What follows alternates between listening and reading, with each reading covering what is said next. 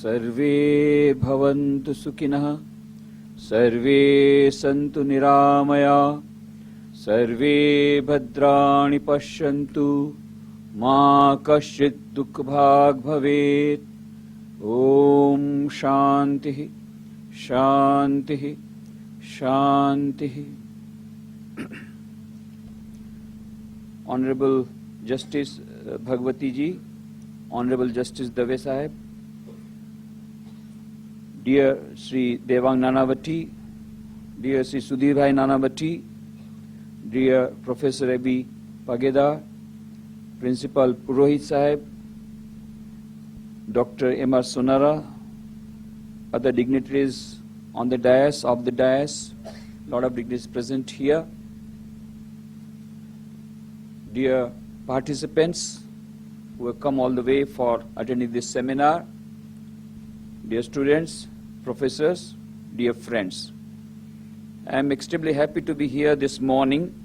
It is by divine will that I am standing here, because originally I was supposed to be today in Pune for a national seminar, and somehow for another big national seminar on management, Indian ethos and management, I had to regret them, and I had to give my date of 20th to Rajkot.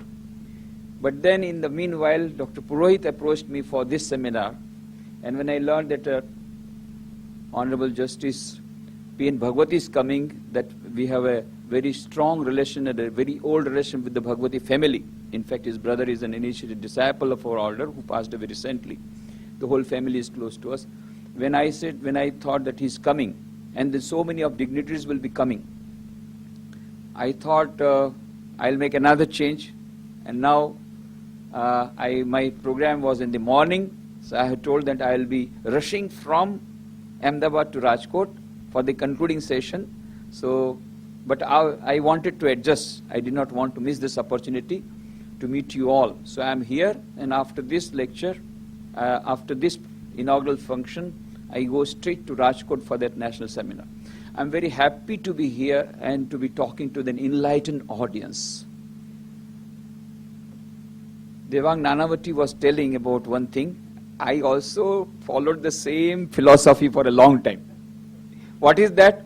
For 30 years, I was talking only to the youth. Why? Because Swami Vivekananda said, my faith is in the younger generation. It is they who will work out all my plans and programs. So, and Swami Vivekananda's dream is not yet fulfilled. Swami Vivekananda said, as you know, after coming from the Western countries, 4 years he was in the West, in America and the Western countries for preaching Vedanta. And in 1897 he came and gave a clarion call, Uttisthata, Jagrata, Prapya Varan, Nibodhata, arise, awake and stop not till the goal is reached. That quotation is here. I was very happy to see the quotation on the entrance.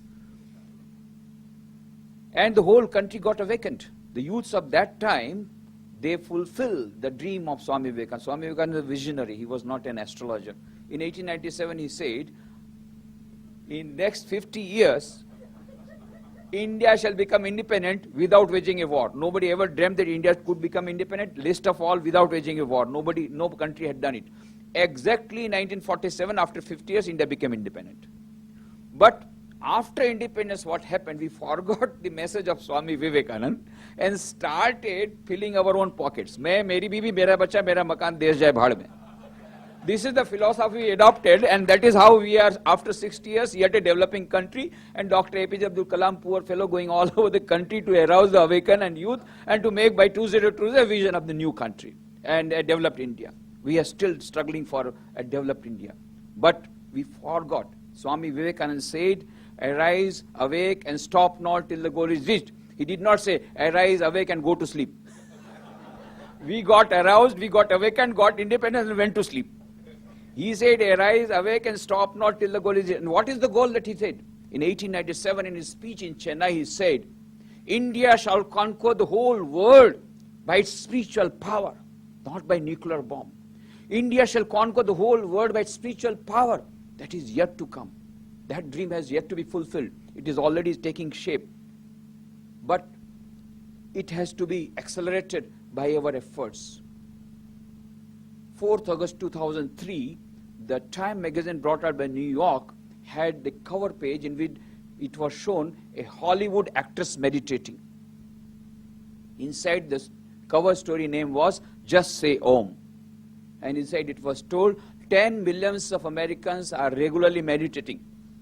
Of course, not for enlightenment, for lowering the blood pressure, for bypassing the bypass surgery, and for mental peace. A lot of stress management. All the Western models have failed, you know. What are the Western psychologists say? You know, you are having stress. We have got various methods of stress management. What is that? Voodoo dolls, punching bags, head diaries, not working. Because they say, oh, you are having it because supposing you are having anger, your boss is just unjustifiably firing on you just because he had a quarrel with his wife in the morning. So now he is unjustifiably firing on you. And you are boiling and you want to pay back in the same coin. And you can also pay back in the same coin. You know it, but you can't. Because if you say, you will lose the job. Then what does happen? All that anger goes inside, and on the subconscious mind, the tension is built up and stress is built up. The Western psychology says, no, you must express your anger.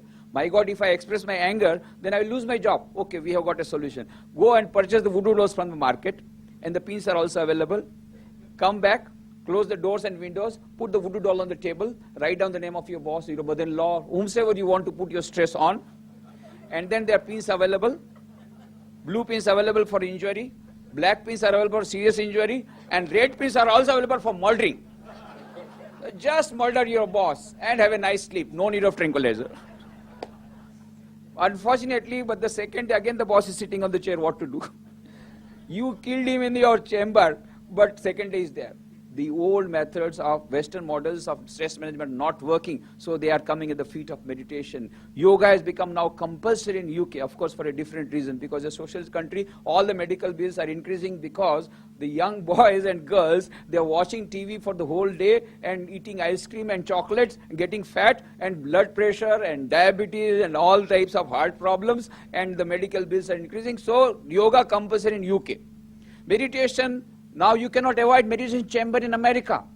Classrooms, boardrooms, prison houses, hospitals, airports, railway platforms, everywhere there are meditation chamber. I myself saw, my return flight was from Zurich to Bombay in 2004 when I had gone to UK to participate in the second international conference on disaster management. I saw myself a signboard on the airport, Zurich airport, meditation chamber, beautiful meditation chamber they had. Meditation is becoming compulsory in America, in UK, yoga becoming compulsory in Japan. And 75% of the fitness clubs are having regular courses on alternative medicine, on yoga and meditation in America. That is why the newspaper said Americans going gaga over yoga. Yoga, meditation, Indian spiritual culture is penetrating all parts of the world, minus India, because ours is a secular country. This so-called secularization has killed us. On 16th April 2003, I was with Dr. APJ Abdul Kalam at Rashtrapati Bhavan. I had just to hand over the video CD that we had prepared based on the inspiring speech that he had given on 13th February 2002 while inaugurating one of the 81 school buildings we had constructed as a part of Earthquake Rehabilitation Project. At that time, he had given a beautiful speech. So I went there, we did a lot of talks. And then I said, Dr. Kalam, you want to make India a developed country and a great country. Swami Vivekananda also dreamt that India will become so glorious that its past glory will fade into insignificance. And we are also trying for that. But mind you, even if you bring the wealth of the whole world back, the poverty of the nation will not go and the poor will remain poor. Why, Swamiji, why? I said, for the simple reason, the former Prime Minister said, if you put 1 rupee into the 5-year plan, only 15 paisa comes to the grassroots level farmer. I am afraid even 5 paisa is coming or not.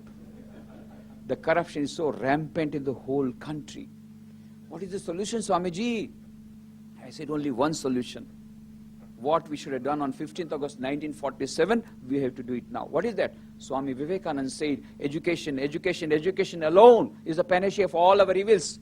But what type of education? Not the present system of education. Swami Vivekananda said, what we want is man-making education, character-building education. Man-making education, character-building education, but in the name of so-called secularization. Secularism is a very good thing, but we had a wrong concept, and the former Chief Justices of India have been continuously pointing out that secularism does not mean becoming irreligious or giving a send-off to spirituality. It means equal respect towards all religions. And these are the values which are embedded in Vedanta.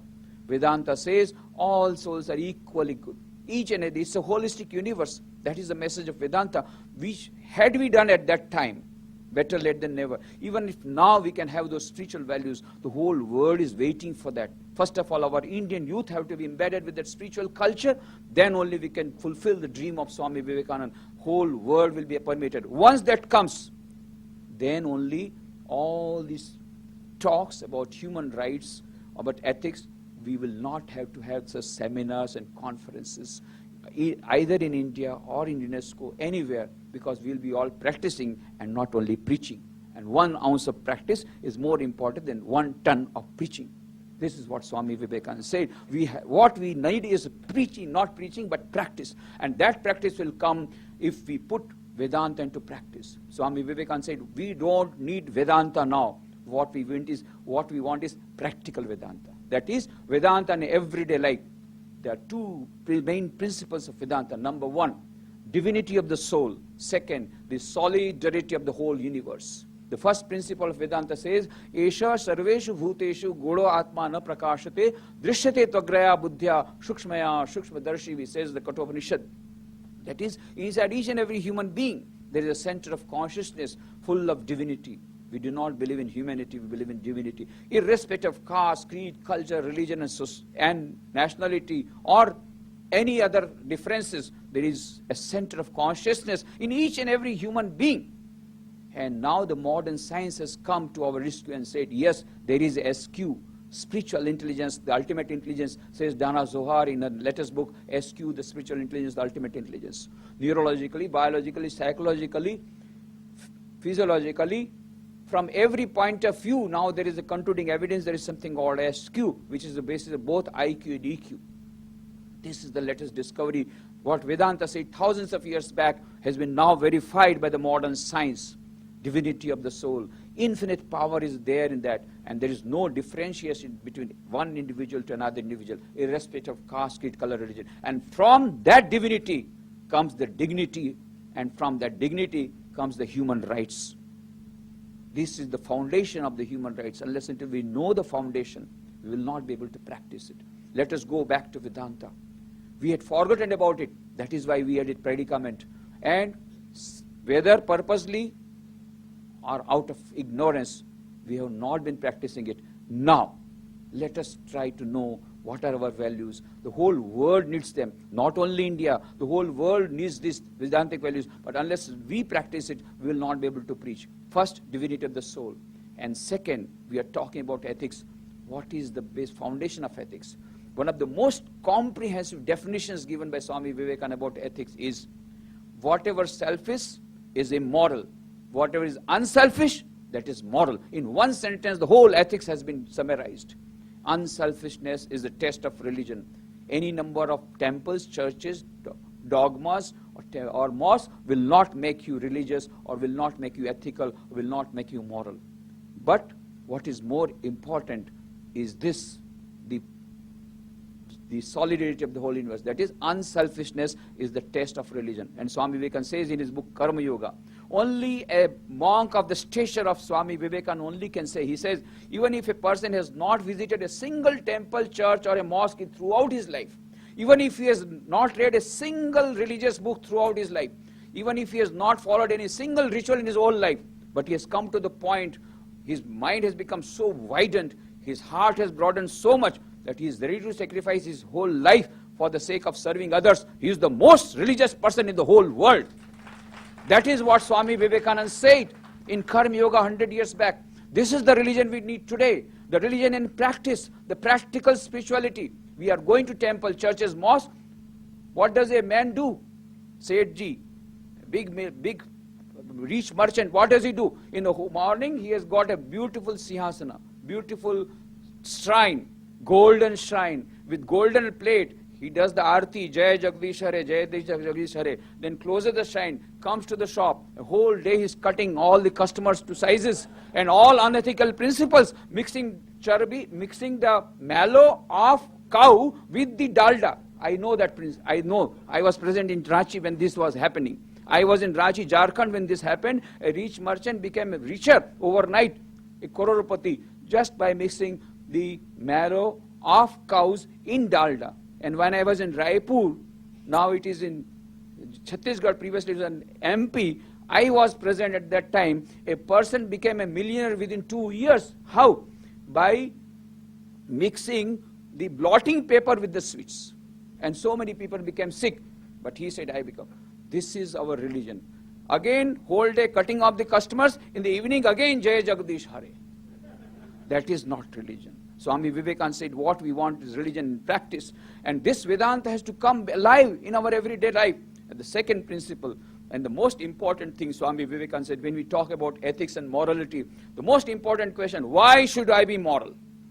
Why should I follow ethical principles? Why should I be non-corrupt? Why should I be honest? Why should I follow the truth? That is old. Satyameva Jayate is an old principle. Now the modern formula is Asatyameva Jayate. This is what they say. And those who try to follow the truth, then they put a label, Jo Harishchandra Puchudayu. Here is a tale of Harishchandra. They try to criticize. Previously, when somebody followed honesty and truthfulness, at least he was given high respect. He has made a great sacrifice. If you make a sacrifice, say, oh, impractical fellow. This is what we have come to. Why? Because we are not putting into practice what we preach. So what we need is a practical spirituality. And then Swami Vivekananda asks, you are talking about ethics and morality. Why should I be moral? You must give. The modern mind wants a reason. If I can bribe the police, if I can bribe the judiciary, if I can bribe the minister, and if I can go well with my face brightly smiling after making all sorts of things, and if I am smart enough not to be caught, then what prevents me from being unethical? Why should I be ethical? There comes the answer. Why should I be ethical? Why should I be moral? Why should I be unselfish? The answer lies only with Vedanta. Only Vedanta can give the answer, nobody else. What is Vedanta? The second principle of Vedanta is the solidarity of the whole universe, which states, Isha Vasha Midam Sarvam Yatkincha Jagatyam Jagat Tena Tyaktena Bhunjitha Ma Grida Kasya Siddhanam. The whole world is permeated by the same divine principle. Inside each and every human being, inside each and every atom of the whole universe is that principle of divinity permeating. And so what happens? Isha Vasamidam Saram Yatkincha Jagatyam Jagat Tena Taktena Bhunjitha. Therefore, enjoy the world by renouncing.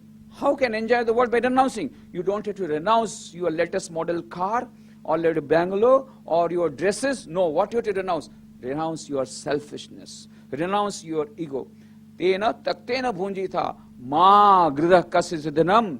Do not covet anybody's wealth. Why? Why should I not covet anybody's wealth? Because I and you are not different. If I am injuring you, I cannot injure you without injuring myself. The law of karma is supreme in the mental world as law of gravitation is supreme in the physical world. The law of gravitation, and some people say, we don't believe in the law of karma. Whether you believe it or not, the law of karma will operate. Go to the top floor of a very multi-story building in Ahmedabad, go to the top floor, go to the terrace and declare, I don't believe in the law of karma, and jump. What happens? Your photograph in the newspaper. This fellow did not believe in the law of gravitation, and yet the law of gravitation worked and died on the spot. Whether you believe it or not, the law of gravitation will act. So the law of karma will act. If you do an injury to somebody else, you are going to get result. And mind you, not with simple interest, with compound interest.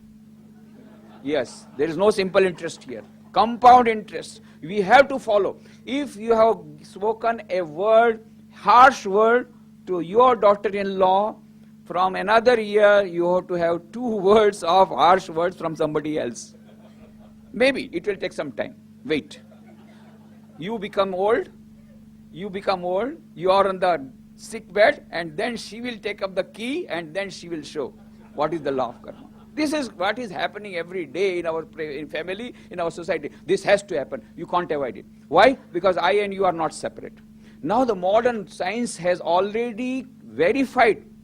Bell's theorem states all the particles of the whole universe are interconnected at deeper level. And David Bohm, another Nobel Prize physicist, has already experimentally verified Bell's theorem. Yes, the whole world is permeated by the same universal, that one particle part, all the particles of the whole universe are integrated at deeper level.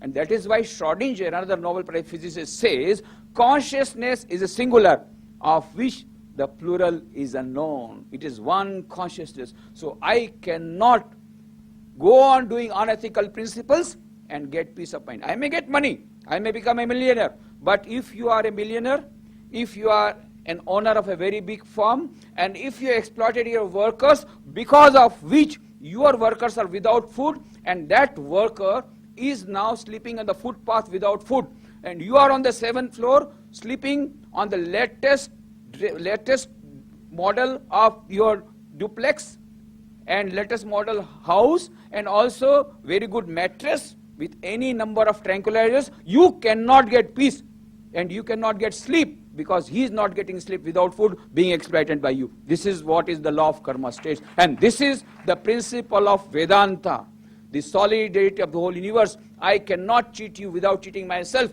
and I cannot be unethical and at the same time get peace of mind. It is not possible, and that is why we have to follow these two principles of Vedanta. The whole world is now waiting for this. We are talking about globalization.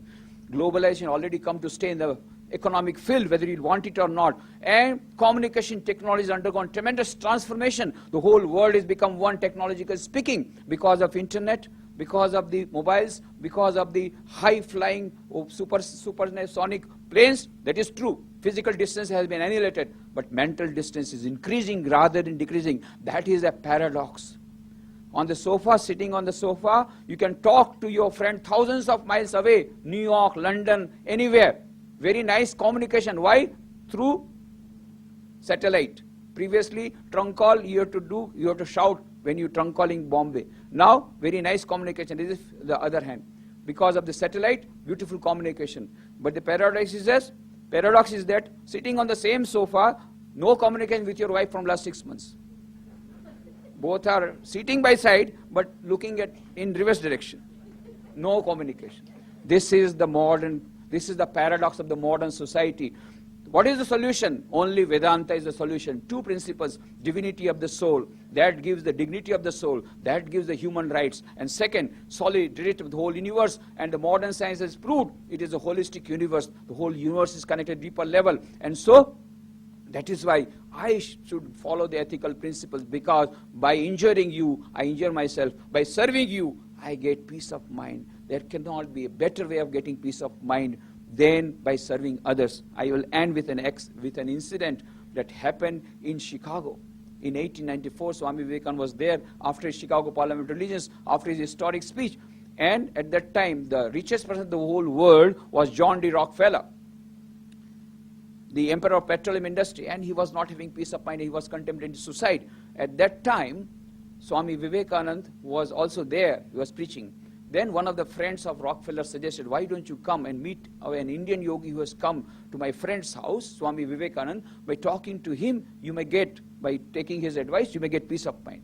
And Rockefeller, Rockefeller is Rockefeller. What? I to go to a beggar for getting advice? We are beggars. We are all professional beggars. We get donations, and we collect donations like this bag, and then we do the services. So we are all habitual beggars and professional beggars. What? I to go to a beggar? No, I will not go. And he did not go. But one fine morning, suddenly he came to the place of residence where Swami Vivekananda was staying. And he called the bell. The butler opened the door. Now Swamiji was not, and he entered inside without being announced. Swamiji was not in his drawing room. He was in study room. He entered the study room without announcement. And Swamiji, he had a lot of concentration of mind. He was so much engrossed in his books that he did not notice Rockefeller. Rockefeller stood for some time near the table and then knocked at the table. Then Swamiji looked up. Rockefeller said, I am Rockefeller. Then Swamiji asked, what do you want? Now Rockefeller was not prepared for this treatment, this type of treatment. Rockefeller means the President of America would get up. And here is the beggar telling me, what do you want? Then he became very much annoyed. He said, I don't want anything. Then Swamiji said, then why have you come? Now he had no answer, because he had come without invitation. Then Swami Vivekananda said, my dear Rockefeller, I know why you have come. You come here because you do not have peace of mind. And then Swamiji started telling many incidents from the life of Rockefeller which no one else knew except Rockefeller. Then he became very much excited. Who has told all this thing to you? How do you come to know about it? Then Swamiji smiled and said, do you think it is necessary? I can see through your mind as I can see through a glass almirah. Then Rockefeller became very much excited. My God, he has come to know all my secrets. Then Swamiji said, my dear Rockefeller, I will give a piece of advice. Remember, you are not the owner of your wealth. You are only a custodian of your wealth. Utilize this money for removing the sufferings of millions of people, and immediately you will get peace of mind. There is no way in which you can get peace of mind. And Rockefeller was not in a mood to listen to anybody's advice, least of all from a beggar. He left abruptly, as abruptly he had come. He left abruptly. But after a few days again he came, similar fashion. Called the bell, the butler opened the door, he entered inside without being announced. Swamiji was not in his drawing room, he entered his study room. Swamiji was so engrossed. Again knocked at the table, then Swamiji looked up. Then Rockefeller put a piece of paper in which he had made an announcement of a very huge donation for a public cause. Then Swamiji read that paper, and then Dr. Rockefeller said, now you must thank me. I have followed your advice. Swamiji said, well, it is for you to thank me. Because by following my advice, you will get peace of mind which cannot be purchased by millions of dollars in the market. And then Rockefeller made Rockefeller Foundation, as you know, from which so many discoveries have been made. This is the trustees and management principle that Swamiji preached to Rockefeller and later on popularized by Gandhiji. And now Bill Gates, the richest person with 50, now according to latest list again, Forbes magazine, he is the richest person with $57 billion. The richest person of the world, Bill Gates, as you know, already has started Melinda Foundation, and he is practicing this trusteeship management. When I came to know that Bill Gates is reading the books of Swami Vivekananda, I was very much astonished. I am talking about 8 years back when first he came to India. There was a news item in Calcutta newspaper. He had made an interview of Bill Gates. Why you come? Because I have got great respect for Indian culture. How did you develop? By reading the books of Swami Vivekananda. Then the correspondent asked, have you read books of Swami Vivekananda? What do you say? I don't go to bed without reading a few pages from the books of Swami Vivekananda. When I read this, I could not believe, because my concept of Bill Gates was who believes in cutthroat competition. How could he be reading the books? But then afterwards, when I learned that he had made an announcement that keeping only $10 million for his children, rest all he will give to charity, and he did give $30 billion for Melinda Foundation. Now I can understand he must have read the books of Swami Vivekananda. He must have read Karma Yoga. He must have been following the trusteeship management principle, which is relevant today. Today we need to practice this holistic principle.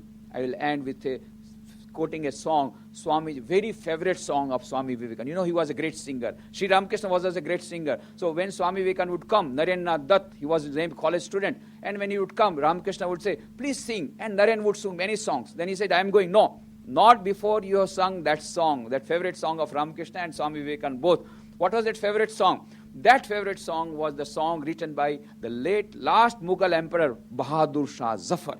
He was a Sufi saint, and that song is the message of Sufi saint, but it is a message of holistic Vedanta, the whole song. The song is, तुझसे हमने दिल को लगाया, जो कुछ है सो तू ही है, एक तुझको अपना पाया, जो कुछ है सो तू ही है. The whole world is one. सबके मकान दिल का मकीन तू, कौन सा दिल है जिसमें नहीं तू, हर एक दिल में तू ही समाया, जो कुछ है सुधी. एषा सर्वेषु भूतेषु गुणो आत्मा न प्रकाशते, दृश्यते त्वग्रया बुद्ध्या सूक्ष्मया सूक्ष्मदर्शिभिः.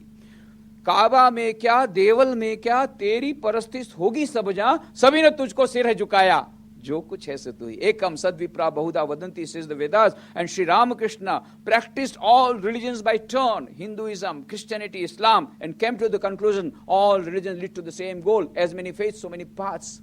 And then क्या मलायक, क्या इंसान, क्या हिंदू, क्या मुसलमान, जैसा चाहा तूने बनाया, जो कुछ है सो तू ही है. All human beings are equal. All beings. त्वम स्त्री, त्वम पुमानसी, त्वम कुमार, उत्वा कुमारी, त्वम जीर्णो दंडेन वंचसी, त्वम जातो भवति विश्वतो मुख, शेष द स्वेता श्वेतोपनिषद.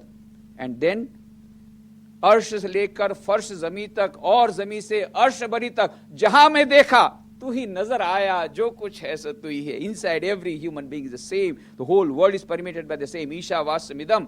And last, सोचा समझा देखा भाला, तुझ जैसा न कोई ढूंढ निकाला, अब ये समझ में जफर की आया, जो कुछ है सो तू ही है. This is the best song. This is what we need to practice in our daily life. All are equal. Once we practice this in our daily life, all problems solved. Ethics will come, the other things will come, because we know by injuring you, I am going to get lack of mental peace. I am going to be strenuous out. And so I will try to serve others. The more you serve others, the more you are friendly, the more you love. Irrespective of caste, color, religion, nationality, all the values will come once we know our dignity. And that will come from our divinity. Yes, we have got infinite consciousness waiting to be unearthed. By practicing 4 yogas, we are going to have infinite power, infinite love, infinite happiness, infinite peace. The whole world is waiting for these values of Vedanta. Swami Vivekananda said, India shall conquer the whole world by its spiritual power. That has to be done. That is why I was talking to all the youths. But then I said, for the last 30 years, I could talk to only a few lakhs of students. I went to 1,000 education institutions. I was following the philosophy of Devang Bhai Nanavati. Now I have changed the strategy. Why? Because it is not possible for me to reach millions of other students. So what I am doing, one lecturer and one teacher is equal to 1,000 students minimum. And that is why I am very happy.